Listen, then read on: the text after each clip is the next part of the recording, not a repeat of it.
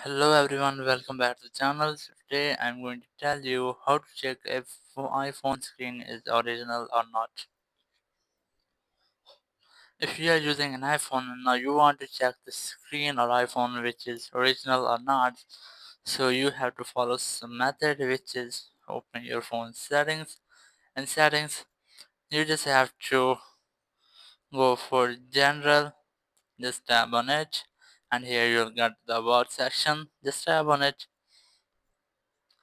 and when you will open the bar section, if you get this message which is unable to verify this iPhone has a genuine Apple display. So it's mean that your iPhone display is not genuine or original.